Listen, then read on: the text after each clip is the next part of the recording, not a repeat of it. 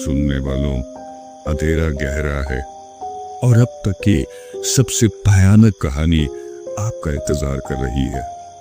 कहानी एक ऐसी औरत की जिसकी रूह ने बदला लेने की कसम खाई थी। बंद दरवाजों के पीछे, खामोश गलियों में और अमावस की काली रात में कुछ कहानियां सिर्फ कहीं नहीं जाती बल्कि महसूस की जाती हैं। तो अपनी आंखें बंद करो और अपनी सांसों को थाम लो, क्योंकि अब शुरू होती है अमावस की रात। यह अमावस की रात थी और अंधेरे में एक घना जंगल खामोश था, जिसकी चुप्पी सिर्फ भेड़ियों की चीखों से टूट रही थी। उस जंगल के बीचों बीच एक औरत जिसका नाम था रीना घोर साधना में लीन थी। उसने एक अग्नि प्रज्वलित की थी और बिना किसी डर के मंत्रों का जाप कर रही थी। जैसे जैसे समय बीतता गया, उसकी साधना और भी उग्र होती गई। अचानक वह जमीन से ऊपर उठने लगी और उसके साथ साथ अग्नि की लपटें भी ऊपर उठने लगी, मानो वे आसमान को छूना चाहती हूं। फिर एक झटके में वह नीचे गिर गई और कुछ ही पलों में खड़ी हो गई। अमावस की उस काली रात के प्रभाव से उसने रूहानी शक्तियां प्राप्त कर ली थीं और अब वह अपना प्रतिशोध लेने के लिए तैयार थी। दरअसल 6 महीने पहले रीना गांव से शहर आई थी अपने पति रवि के साथ। वे एक किराए के मकान में रहते थे। रीना एक घरेलू महिला थी जो अपना ज्यादातर समय घर के कामों में बिताती थी। रवि बैंक में एक क्लर्क था। उसके बॉस, जिसका नाम था अजय, उसके काम से बहुत खुश थे, क्योंकि रवि एक बहुत ही जिम्मेदार और अच्छा कर्मचारी था। वह अपना काम तो करता ही था, साथ ही अपने सहकर्मियों की भी मदद करता था।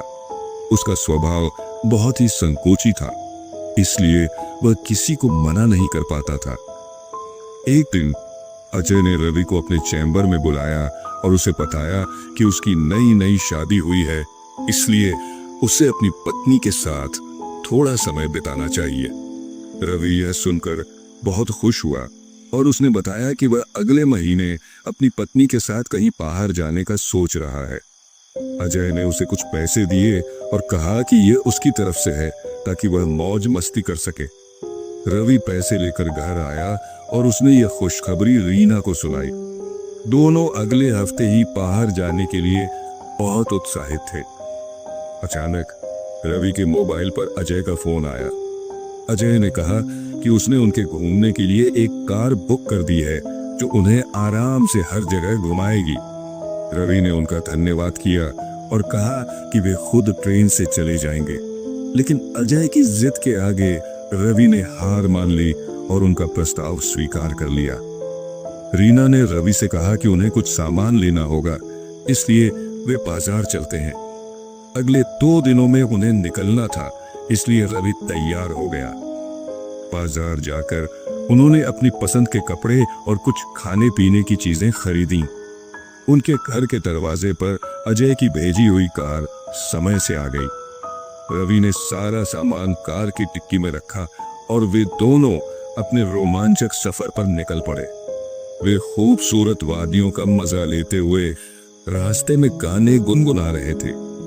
तभी अचानक ड्राइवर ने गाड़ी का दरवाजा खोला और बाहर कूद गया, जिससे गाड़ी का संतुलन बिगड़ गया।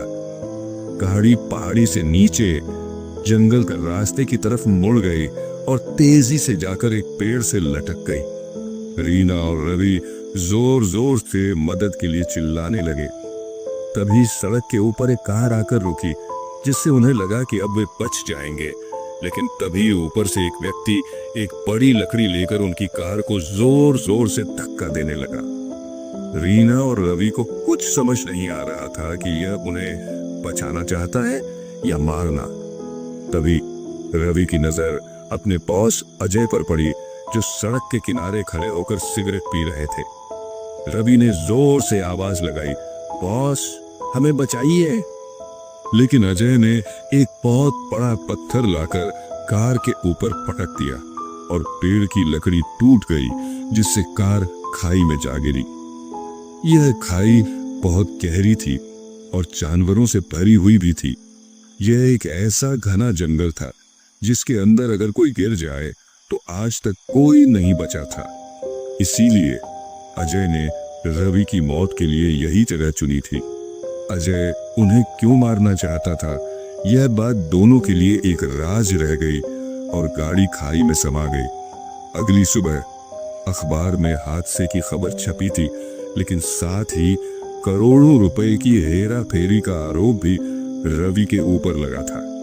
दरअसल अजय ने रवि के जरिए कई ऐसे खातों से पैसे निकलवाए थे जिनमें लंबे समय से कोई प्रतिक्रिया नहीं हुई थी।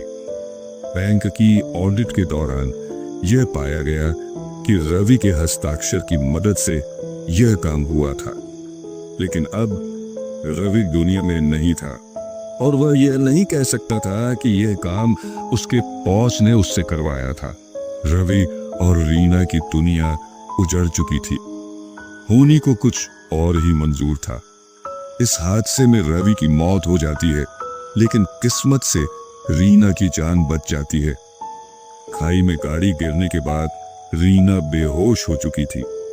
तभी एक जंगली व्यक्ति की नजर उनकी कार पर पड़ी और उसने दोनों को बाहर निकाला। रवि मर चुका था, लेकिन रीना की सांसें चल रही थीं, इसलिए वह रवि को छोड़कर रीना को अपने कबीले ले आया। यह कबीला बहुत ही खूंखार वनवासियों का था, जो काली शक्तियों के स्वामी थे। उन्होंने रीना को अपनी औषधियों से कुछ ही दिनों में ठीक कर दिया। रीना उनकी भाषा समझने में असमर्थ थी, लेकिन अपने इशारों से वह उनसे बात कर पा रही थी। वह सिर्फ इतना जानती थी कि उसके पति के बॉस ने ही उनकी जान ली है और अब वह बदला लेना चाहती थी। उसे कोई रास्ता नजर नहीं आ रहा था, इसलिए उसने तय किया कि वह उन्हीं के बीच रहकर काली शक्तियां प्राप्त करेगी और अपने दुश्मन का सर्वनाश करेगी। और कहानी वहीं आ जाती है जहां से शुरू हुई थी। रीना घने जंगलों में काली शक्तियां प्राप्त कर चुकी थी। अब वह इतनी ताकतवर थी कि पलक झपकते ही किसी भी स्थान पर पहुंच सकती थी। उसके साथ भूतों का पूरा समूह चलता था और उसके एक इशारे पर किसी भी व्यक्ति को खाक में मिलाया जा सकता था। रीना एक मॉडर्न लड़की बनकर अजय के दफ्तर पहुंची। दरअसल अजय ने रीना को कभी नहीं देखा था, इसलिए वह उसे पहचान नहीं पाया। लेकिन रीना अब कोई साधारण लड़की नहीं, बल्कि काली शक्तियों की महारानी थी। अपनी शक्तियों की वजह से उसे पता चल चुका था कि आखिर अजय ने उसके पति को क्यों मारा था। वह अपने पति को निर्दोष साबित करना चाहती थी और असली गुनाहगार को सजा देना चाहती थी। रीना ने अपनी काली शक्तियों के प्रभाव से एक आकर्षक रूप धारण किया, जिसे देखकर अजय मोहित हो गया। रीना ने अजय से झूठ कहा कि उसके पिता के खाते में करोड़ों रुपए हैं। यह खाता दरअसल किसी और का था, जो इस दुनिया से जा चुका था, और उसके बेटे भी इस खाते के बारे में नहीं जानते थे। लेकिन रीना को अपनी काली शक्तियों से उस खाते की जानकारी मिल गई थी। अजय खाते का बैलेंस देखकर हैरान रह गया। उसे लगा कि अब लंबा हाथ मारने का मौका मिला है। उसने रीना से कहा कि यह बहुत आसान है, लेकिन इसके लिए 50% उसे चाहिए। रीना ने तुरंत हाँ कर दी। फिर अजय ने अपने क्लर्क को बुलाया और उससे कहा कि मैडम के खाते से पैसे निकालने की प्रक्रिया पूरी करे। वह क्लर्क बैंक में नया था और उसे अजय की काली करतूतें नहीं पता थीं कि वह कैसे निर्दोष कर्मचारियों को गैर कानूनी तरीके से पैसे कमाने के लिए इस्तेमाल करके उन्हें जुर्म में फंसाता था। क्लर्क बाहर चला जाता है। इसी दौरान रीना सारी बातें रिकॉर्ड कर लेती है, ताकि अजय को मारने से पहले वह अपने पति को निर्दोष साबित करने के सबूत हासिल कर सके। अजय का आदेश पाते ही क्लर्क ने मुद्रा आहरण की प्रक्रिया शुरू कर दी और अजय के चैम्बर में खूनी खेल शुरू हो गया। खिड़की के कोने कोने से कांच के टुकड़े टूटकर अजय के शरीर में घुस गए और वह दर्द से चीखने लगा। रीना ने भूतों की मदद से अजय के शरीर के टुकड़े टुकड़े करवा दिए। यह सब इतनी जल्दी हुआ कि किसी को संभलने का मौका नहीं मिला। बैंक में मौजूद लोगों में अफरा तफरी मच गई। अजय का चैम्बर खून से लाल देखकर सभी डर से कांपने लगे। रीना ने अपना बदला ले लिया था। वह चैम्बर से बाहर आई और खुद को पुलिस के हवाले कर दिया। रीना इतनी शक्तिशाली ताकतों की मालकिन थी कि अगर वह चाहती तो उसे कोई हाथ भी नहीं लगा सकता था। लेकिन वह अपने पति को निर्दोष साबित करने के लिए आत्मसमर्पण कर देती है। रवि का केस दोबारा शुरू किया गया और कुछ ही महीनों में वह निर्दोष साबित हो गया। यह पाया गया कि रवि के बॉस अजय ने ही सारे अपराध किए थे और वह लंबे समय से ऐसी ही गतिविधियां करता चला आ रहा था। उसे कानूनी मापदंडों के अनुसार अपराधी माना गया, लेकिन अब वह इस दुनिया में नहीं था। उसकी हत्या के जुर्म में रीना को सजा काटनी पड़ी और रीना के बदले के साथ यह कहानी भी समाप्त हो जाती है और इसी के साथ कहानी खत्म होती है। क्या रीना का बदला लेना सही था या क्या उसने भी वही गलती की जो उसके दुश्मन ने की थी? पूछिएगा जरूर। मिलते हैं अगली रात एक और भयानक कहानी के साथ। तब तक के लिए शुभ रात्रि।